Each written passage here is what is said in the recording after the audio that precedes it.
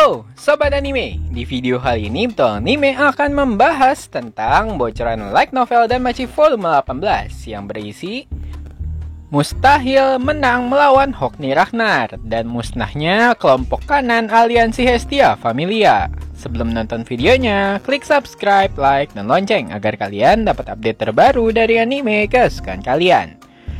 Dikarenakan pemberi spoiler masih belum melanjutkan potongan cerita light novel Danmachi volume 18 dikarenakan takut di take down atau semacamnya. Oleh karena itu, petualang anime akan melanjutkan spoiler berdasarkan kepingan bocoran yang beredar di Reddit.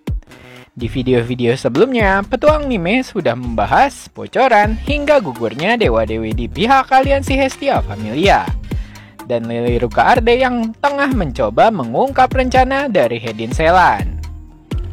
Melanjutkan perang wargame antara Freya Familia dan Hestia Familia. Dari sisi penonton yang menonton wargame, mereka menilai ini lebih tepat seperti pembulian semata, karena kekuatan yang dimiliki anggota Freya Familia terbukti jauh berada di atas aliansi Hestia Familia. Situasi yang dialami oleh Hestia Familia semakin mendekati kritis, sementara Belcranel masih menolak menyerah melawan Otar.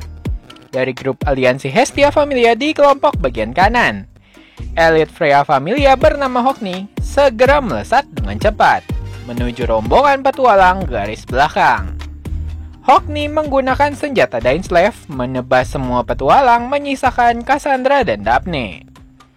Daphne berhasil bertahan setelah menerima serangan dari Hogni. Akan tetapi, Daphne menerima luka yang cukup parah, dikarenakan senjata yang dimiliki oleh Hogni memiliki efek lanjutan berupa memperlambat segala sihir yang diarahkan kepada korbannya. Akibatnya, Cassandra yang melihat teman baiknya Daphne mengerang kesakitan, Cassandra pun mencoba memberikan pertolongan berupa sihir penyembuhan yang diarahkan kepada Daphne. Akan tetapi, sihir tersebut kurang efektif akibat Daphne yang telah terkena serangan senjata dari Hogni Ragnar. Pertarungan terus berlanjut. Daphne mengumpulkan sisa-sisa kekuatannya dan berhasil menahan serangan Hogni. Usut punya usut, Daphne berhasil lolos dari kematian berkat skill langkanya, yaitu Laurus Red. Skill ini mempercepat gerakan penggunanya dan memberikan penggunanya semacam kekebalan atau ketahanan dengan mengubah kulit Daphne menjadi sekasar kulit pohon. Secara pribadi, Daphne sendiri tidak terlalu ingin menggunakan skill ini karena penggunaan terus-menerus skill ini dapat menyebabkan Daphne memiliki kulit seperti kayu untuk sementara waktu. Daphne yang tidak bisa memberikan perlawanan terhadap Hogni, Daphne dan beberapa petualang yang tersisa lalu membiarkan diri mereka ditebas berkali-kali sebagai bagian dari rencana untuk mengulur waktu dan menghambat salah satu elit Freya Familia yang bernama Hogni. Itu semua dilakukan mereka demi tujuan kemenangan pasukan sekutu aliansi Hestia Familia. Meskipun efek sihir penyembuhan kurang efektif menyembuhkan lukanya, akan tetapi, Daphne terus meminta Cassandra untuk menyembuhkannya, agar mereka dapat menjadi tameng melindungi garis belakang aliansi Hestia Familia. Melihat Daphne dalam keadaan terluka parah, Cassandra tidak tega melihat kondisi teman baiknya itu. Yang kemudian, Cassandra memohon kepada Hogni untuk berhenti menyerang Daphne. Dikarenakan Cassandra memilih untuk menyatakan bahwa mereka sudah menyerah. Yang kemudian, Cassandra mengatakan hal tersebut bertepatan dengan Daphne yang sudah pingsan akibat luka yang diterima oleh serangan Hogni. Dengan deklarasi menyerah yang dilakukan oleh Cassandra, menandakan seluruh kelompok aliansi Hestia Familia di bagian kanan telah dimusnahkan. Yang tersisa kini hanyalah unit kelompok sayap kiri yang dipimpin oleh Aisyah, yang memilih untuk bergabung dengan sisa kelompok tengah, yaitu Welf Krozo dan beberapa petualang yang memiliki senjata sihir.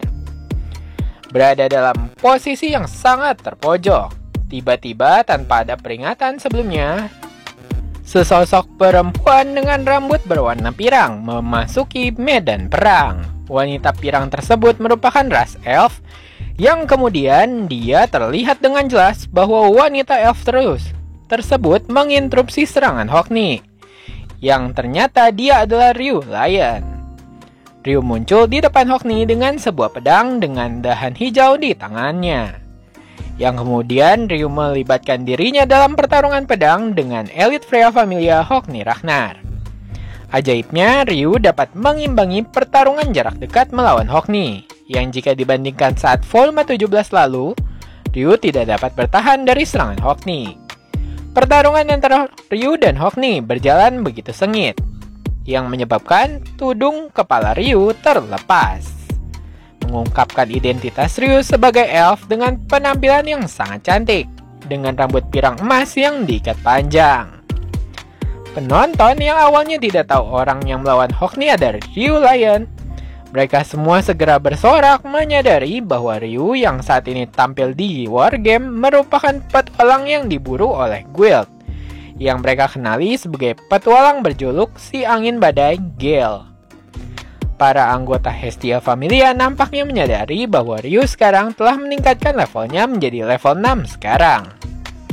Naik peringkat 2 level yang merupakan sesuatu yang belum pernah dilakukan sebelumnya.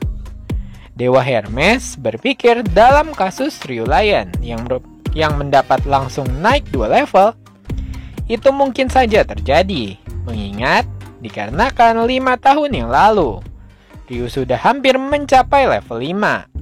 Dan sejak itu, Ryu Lion telah mencapai banyak prestasi hebat saat dia masih menjadi level 4. Sebagai info, di awal spoiler dan Machi Volume 18 Part 2, admin Petualang Anime telah membahas tentang kepergian Ryu Lion untuk menemukan Dewi Astrea. Itu semua dilakukan Ryu, dikarenakan Ryu ingin menjadi lebih kuat. Jadi Ryu memutuskan untuk pergi menemui Dewi Astrea dan memperbarui statusnya dan mendapatkan senjata baru, yang bernama Justicia Stardust Blade of, yang dibuat dari menggunakan kepingan senjata dahan pohon elf yang dulunya dipakai oleh Ryu.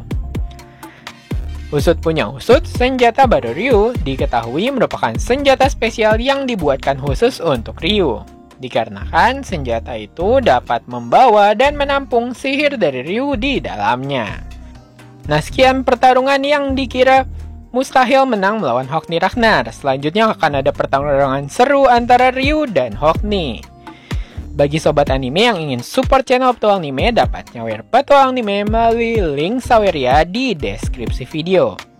Sebagai penutup, kalau kata pepatah, tak kenal maka tak sayang. Kalau kata Petualang Anime, tidak subscribe, ya tidak tayang. Jangan lupa subscribe, like, dan komen agar Petualang Anime dapat semangat untuk menayangkan video-video menarik tentang anime kesukaan kalian. Terima kasih sudah menonton, sampai jumpa.